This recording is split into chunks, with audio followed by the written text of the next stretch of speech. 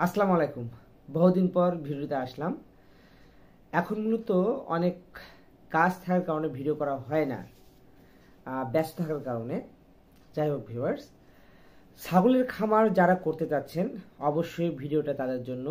ভিডিওটা দেখার পর আপনারা আসলে ডিসিশন নেবেন যে ছাগলের খামার করবেন কি না। এটা জানতে হবে, ছাগলের খামার করার আগে আপনাদের কি কি জানতে হবে সেই বিষয়গুলো মাথায় নিতে হবে। যদি এই ভিডিওটা সম্পূর্ণ দেখেন তাহলে ছাগলের খামার করতে গেলে কি কি আপনার জানা দরকার বা করতে হবে, ছাগল খামার করার আগে একটু জেনে নেবেন। তাহলে হয়তোবা আপনাদের কাছে একটু ধারণা হতে পারে বা ধারণা হবে যে খামার তৈরি করার আগে, ছাগল কেনার আগে ছাগল রাখার জন্য কোন কোন ব্যবস্থাগুলো আপনাকে নিজেকে জানতে হবে। তো চলুন ভিডিওটা শুরু করি। ছাগলের খামার করার আগে আপনাকে অবশ্যই যে বিষয়গুলো জানতে হবে, মাথায় নিতে হবে, তারপর আপনারা ছাগলের খামার তৈরি করবেন। ইদানিং দেখা যায় যে অনেকেই গ্রাম অঞ্চলে ছাগলের খামার দিচ্ছেন। ছাগলের খামার দিতে পুঁজি লাগে কম, স্থানও লাগে কম, তাই বলে সবাই এই ছাগলের খামারের দিকে ঝুঁকতেছেন। কিন্তু ভিউয়ার্স জানেন, এই যে ছাগলের খামার দিতে গেলে আপনাকে অবশ্যই আগে থেকে প্রিপারেশন নিতে হবে বা অভিজ্ঞতা থাকতে হবে। কোন কোন বিষয়গুলো অভিজ্ঞতা থাকতে হবে বা ছাগলের খামার করার আগে কোন বিষয়গুলা তৈরি করে নিতে হবে সেটা জানব। গ্রাম অঞ্চলে বিশেষ করে তরুণরা ছাগলের খামার দিচ্ছেন। ছাগলের খামার দেওয়ার প্রধান উদ্দেশ্য দুধ উৎপাদন কিংবা মাংস অথবা উভয় হতে পারে। এর পাশাপাশি কেউ কেউ চামড়ার জন্য ছাগল পালন করে থাকেন। উদ্দেশ্য যাই হোক, ছাগল পালন করতে হলে আপনার অবশ্যই প্রয়োজনীয় অভিজ্ঞতা লাগবে। ছাগলের খামার দেওয়া খুব সহজ একটি কাজ মনে হতে পারে। ছাগলের বাসস্থানের জন্য জায়গা কম লাগে, খাবারও কম লাগে। ছাগলের আকার ছোট হওয়ায় ছাগল পালন করাও খুব একটা পরিশ্রমের কাজ মনে হয় না। তারপরও ছাগলের খামার করার আগে অবশ্যই যে বিষয়গুলো মাথায় রাখতে হবে। উপযুক্ত ছাগলের জাত নির্বাচন করতে হবে। এই ছাগলের খামার করার একটা গুরুত্বপূর্ণ পদ্ধতি হলো ছাগলের জাত নির্বাচন করা। একটি ছাগলের খামার দিতে হলে সবার আগে আপনাকে ছাগলের জাত নির্ধারণ করতে হবে। বর্তমানে বিভিন্ন রকম ছাগলের জাত বাংলাদেশে পালন করা হয়। ছাগলের জাত নির্বাচন করার পূর্বে আপনাকে সিদ্ধান্ত নিতে হবে কি উদ্দেশ্যে আপনি ছাগল পালন করতে চাচ্ছেন। আপনার উদ্দেশ্য যদি ছাগলের দুধ বিক্রি করা হয়ে থাকে সেক্ষেত্রে ছাগলের জাত হবে আলাদা। আবার আপনার উদ্দেশ্য যদি ছাগল বিক্রি করা হয়ে থাকে সেক্ষেত্রে ছাগলের জাত হবে আলাদা। আবার আপনার উদ্দেশ্য দুগ্ধ উৎপাদন কিংবা মাংস বিক্রি দুটি হলে বাংলাদেশের প্রেক্ষাপটে ছাগল পালনের জন্য সবচেয়ে উপযুক্ত ছাগলের জাত হচ্ছে ব্ল্যাক বেঙ্গল ছাগল। এই ছাগলের চামড়া বাজারে অত্যন্ত উঁচু মানের হিসাবে কদর আছে। এছাড়া ছাগল পর্যাপ্ত পরিমাণ দুধ প্রদান করে। যদিও ছাগল ব্ল্যাক বেঙ্গল ছাগলের আকার মাঝারি হয়ে থাকে, তবুও একটি প্রাপ্ত ছাগলের ওজন থেকে 20 থেকে 30 কেজি পর্যন্ত হতে পারে। তবে মাংসের উদ্দেশ্যে যদি কেউ ছাগল পালন করতে চান সেক্ষেত্রে রাম ছাগল হতে পারে সবচেয়ে উপযুক্ত। রাম ছাগলের ওজন 40 থেকে 60 কেজি পর্যন্ত হতে পারে। এই ছাগল পর্যাপ্ত পরিমাণ দুধ প্রদান করে। যদিও রাম ছাগলের দুধ ব্ল্যাক বেঙ্গল ছাগলের মতো সুমিষ্ট নয়।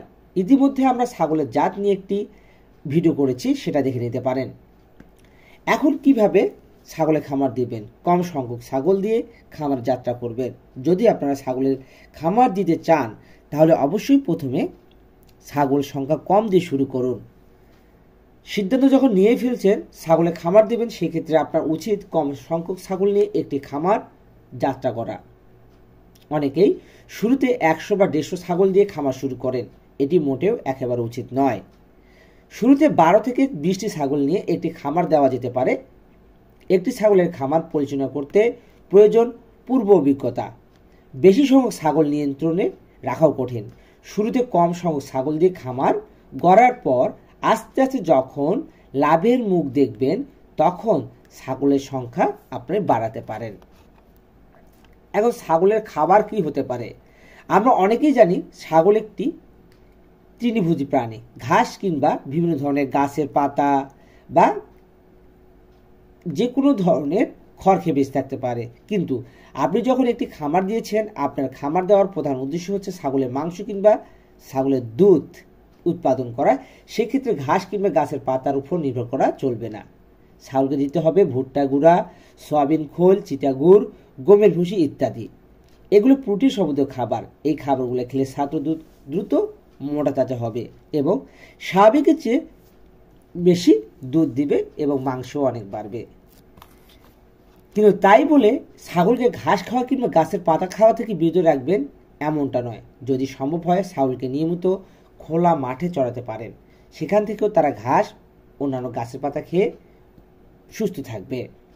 এবার আসেন, ছাগলের রোগ সম্পর্কে পূর্ণ ধারণা থাকতে হবে।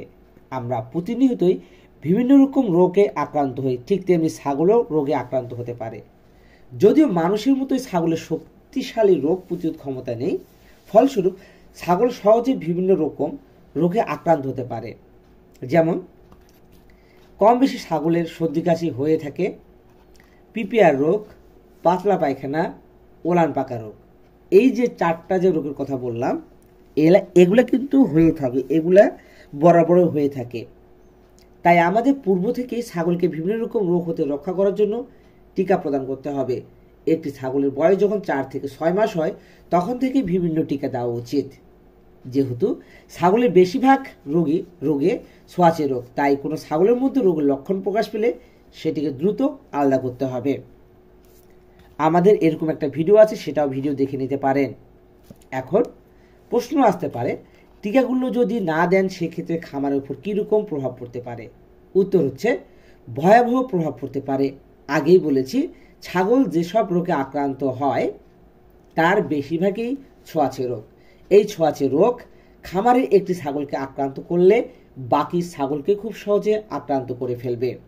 আর ছাগলের রোগ প্রতিরোধ ক্ষমতা যেহেতু খুবই কম, তাই পুরো খামারের ছাগলগুলো মারা যাওয়ার সম্ভাবনা থেকে যায়। এতে রাতারাতি বড় রকম লস খাওয়ার সম্ভাবনা দেখা যায়।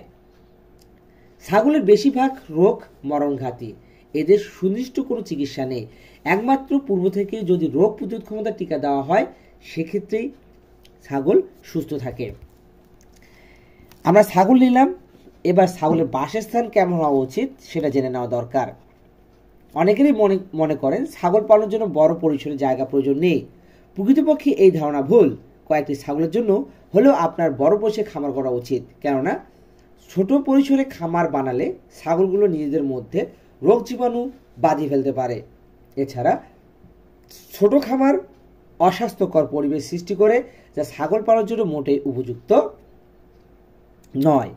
আমাদের দেশে হুট করেই আবহাওয়া পরিবর্তন হয়, কখনো খুব গরম পড়ে, আবার কখনো খুব শীত, আবার কখনো ঝড় বৃষ্টি দেখা মিলে। আবহাওয়া পরিবর্তনজনিত কারণে ছাগলকে যাতে ভুগতে না হয় সেদিকে লক্ষ্য রাখতে হবে। গরমের দিনে খামারের ভিতর ফ্যানের ব্যবস্থা করা যেতে পারে, আবার শীতকালে ছাগলের শরীরে চাদর বা বস্তা জাতীয় জিনিস, শীতের কাপড় পরাতে হবে। ঝড়ের বৃষ্টি যাতে ঘরে না ঢোকে, ঠান্ডা বাতাস যাতে না ঢোকে সেদিকেও লক্ষ্য রাখতে হবে। তবে মনে রাখতে হবে, খামারের ভিতর যেন পর্যাপ্ত পরিমাণ বিশুদ্ধ বায়ু প্রবেশ করার পথ থাকে। এছাড়া খামারের মেঝে যেন পানি কিংবা ছাগলের প্রস্রাবের স্যাঁতসেঁতে না হয়, সেদিকে আপনাকে লক্ষ্য রাখতে হবে। ভিউয়ার্স, এই বিষয়গুলো পালন করলে আপনি একটা ছাগলের খামার থেকে করে অনেক লাভবান হতে পারেন, কম খাওয়াতে অনেক লাভবান হতে পারেন। তাই এই বিষয়গুলো যদি আরও ভালোভাবে জানতে চান, আমাদের চ্যানেলে এরকম অনেক ভিডিও আছে, সেগুলো ভিডিও দেখে নিতে পারেন। ভালো থাকবেন, সুস্থ থাকবেন। আল্লাহ হাফেজ।